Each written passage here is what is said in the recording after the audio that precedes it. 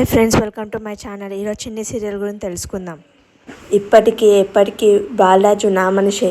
అందుకే ఒక పథకం ప్రకారం మీ అన్నని చంపి ఆ బాలరాజుని జైలుకి పంపించాను. ఇదంతా కారణం నువ్వే కావేరి. ఆ రోజు నువ్వు మా భార్య చచ్చిపోయినప్పుడు నా మాట వినింటే ఇదంతా జరిగేది కాదు. మీ అన్న చచ్చేవాడు కాదు. నువ్వు జైలుకి వెళ్ళేదాన్ని కాదు. మీ అన్న చచ్చేవాడు కాదు. ఆ బాలరాజు గాడు మళ్ళీ జైలుకి వెళ్ళేవాడు కాదు. ఇప్పటికైనా ఏం మించేది లేదు. చేస్తావా నేను చెప్పింది? అరే పిచ్చి పిచ్చిగా మాట్లాడేవంటూ ఏం చేస్తానో నాకే తెలియదు. Cool Kaveri, cool. మొద్దు మంచే మొద్దు. నేను చెప్పినట్టు చేసావనుకో మంచిగా ఉంటుంది, లేకపోతే నీ కూతురికి ఉంటుంది ముప్పు. ఎంజీఓకి ఇచ్చి పంపించానని చెప్పింది కదా సర్లా. ఆ ఎంజీఓ ఎక్కడుందో కనుక్కోవడం, నాకు చిన్నిని అక్కడి నుంచి మాయం చేయడం నిమిషాల్లో పని కాదు. వేసం వద్దు, ఆలోచనే ముద్దు. ఆ ఎంజీఓ దగ్గర ఉండడం కరెక్ట్ కాదు. కాల్ చేస్తే ఇంకా వెళ్ళలేదని చెప్పారు. అవునండి, మేము ఇంకా దారిలోనే ఉన్నాము. సరే, మీరు ఎక్కడున్నారో ఒక నిమిషం నేను చిన్నితో మాట్లాడాలి. ఒక నిమిషం మీరు ఉంటారా? సరే అండి, వెయిట్ చేస్తాం, రండి, ఇక్కడ ఉన్నాం. నీతో మాట్లాడాలని ఉషా టీచర్ వస్తుంది. ఏంటమ్మా నువ్వు అనేది? అవును చిన్ని, నువ్వు బయట ఉండడం నీకు ప్రమాదం అనిపిస్తుంది. నువ్వు నాతో ఉండడమే మంచిది అనిపిస్తుంది. లేదమ్మా, నేను నీతో ఉంటే నువ్వు మళ్ళీ బయట ఉండాల్సిన అవసరం వస్తుంది. మళ్ళీ అత్తయ్య వాళ్లకు చాలా కష్టం అవుతుంది. నేను ఎంజీఓలనే ఉంటానమ్మా. నాన్న నిర్దోషి అని నిరూపించే వరకు నేను అక్కడనే ఉంటాను. మా నాన్న నిర్దోషి అని నిరూపిస్తాను. ఇలాంటి పనులు చేసి నువ్వు ఇబ్బందిలో పడతావు. అవసరమా? వద్దు. అంటే మా నాన్న అత్త చేసిందని నువ్వు నమ్ముతున్నావా? అది కాదమ్మా. నువ్వు నేను నమ్మడం కాదమ్మా, చట్టం నమ్ముతుంది కదా. మీ నాన్నే మీ మామయ్యని చెప్పినట్లు సాక్ష్యం ఉంది కదా. నువ్వు అలాంటి ప్రయత్నాలు ఏమన్నా ఉంటే మానుకో.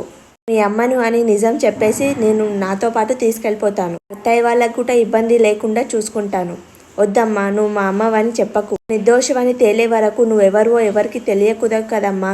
నాన్న చెప్పాడు కదా. అక్కర్లేదు, చిన్ని వాళ్ళతో వెళ్ళక్కర్లేదు. మేడం ఒక్క నిమిషం. తన దగ్గర ఉండడం రూల్స్ ఒప్పుకోవు కదండి. కానీ చిన్నికి నాన్నమ్మ ఉంది. తన దగ్గర ఉండడం రూల్స్ ఒప్పుకుంటుందా? ఒప్పుకుంటుందండి. సరే, తన పేరు భారతి. తను చిన్ని వాళ్ళ నాన్నమ్మ. అవునండి, నా నాన్నమ్మ. తను వీళ్ళ దగ్గర ఉంటుంది. సరే, ఒక్క నిమిషం ఆగండి. సంతకం పెట్టండి మేడం. థ్యాంక్స్. ఇప్పుడు నాకు ధైర్యంగా ఉంది చిన్ని. కావేరి, బాలరాజు మీ అన్నని చంపినని నమ్ముతున్నావా? బాలరాజు పూర్తిగా మారిపోయాడు. అలాంటి పనులు ఏం చెయ్యడు అని అనుకున్నానంటే, కానీ సాక్ష్యాలు అలా కనిపించట్లేదు కదా. ముందు మీరు బయలుదేరండి, అన్ని విషయాలు తర్వాత మాట్లాడుకుందాం. అక్కడ వెళ్ళి ఎంజీఓకి అడిగితే ఆమె నాన్నమ్మ దగ్గర ఉందని చెప్తుంది. నాన్నమ్మ అడ్రస్ అసలు తెలియదు, దేవగానికి తెలియదు కాబట్టి చిన్ని సేఫ్గా ఉంటుంది. మీకు భోజనం పంపించాడండి. మీతో పాటు టీచర్ గిట పంపించారు. మీ దీనిలో శ్రమ ఎందుకండి? ఇక ఫోన్ కల్పిస్తాను. సార్, ఎందుకు పంపించారండి? శ్రమ ఎందుకు? అన్నయ్య అని నోరాల పిలిచావు, దాంట్లో శ్రమ ఏముందమ్మా? దేవాసార్ గారు మీకు టిఫిన్ పంపించారు. నాకు అవసరం లేదు, తీసుకెళ్ళు. నేను వెనకకి తీసుకెళ్తే ఆ సార్ నన్ను చంపేస్తాడు. వాడు నాకు టిఫిన్ పంపించడం ఏంటి? Non sense. కాల్ చేస్తున్నావు అంటే నేను పంపించిన గిఫ్ట్ ఇంకా చూసావా లేదా అని? ఇంకా చూడలేదా? ఒకసారి ఓపెన్ చేసి గిఫ్ట్ చూసావా? నాకెందుకురా చీర పంపించావు? చీర ఎందుకు పంపిస్తారు? కట్టుకోవడానికి, నగలు వేసుకోవడానికి పంపిస్తారు. నాకెందుకురా పంపించావు? మర్యాదగా మాట్లాడు. నీ కూతుర్ని కూడా మీ అన్నయ్య దగ్గర పంపిస్తాను. నీ కూతురు ఈ ఊళ్ళోనే ఉందని నాకు క్షేమంగా ఉండాలంటే నేను చెప్పినట్లు నువ్వు టైం ఇస్తున్నాను. 2 daysలో నేను ఇచ్చిన గిఫ్ట్ యాక్సెప్ట్ చేయాలి. నేను చెప్పినట్టు చేయాలి. అప్పుడైతే నీ కూతురు సేఫ్గా ఉంటుంది. నీ కూతురు చనిపోతుంది. నా కూతుర్ని ఎలా కాపాడుకోవాలి? నేను అన్నం తినమ్మా.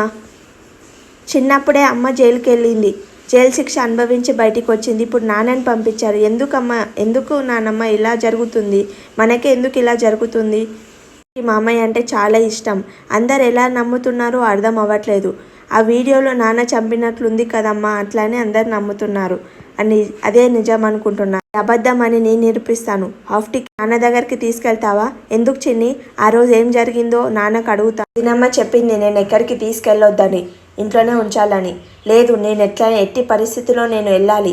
నేను పోలీస్ స్టేషన్కి తీసుకెళ్ళు. Half ticket. చిన్ని అన్నం తిన్నదా? లేదు, తిననని ఆరంభం చేస్తుంది. ఒకసారి చిన్నికి ఇస్తారా ఫోన్? మామయ్య చనిపోయింది కదమ్మా, నాకు అన్నం తినాలని లేదు. అలా అంటే ఎలా చిన్ని? తినాలి కదా. సరే అమ్మ, తింటాను. ఎలాగలాగో బయటికి తీసుకురావాలమ్మా. అవన్నీ తర్వాత ఆలోచిద్దాం. ఫస్ట్ నువ్వు కడుపు నిండా తిని పనుకో. నేను చెప్పింది తొందరగా ఒప్పుకోవాలి. చిటికన వేలుతో మొదలైంది బొటన వేలుతో ముగించేలా చేయకు. అర్థమవుతుందా?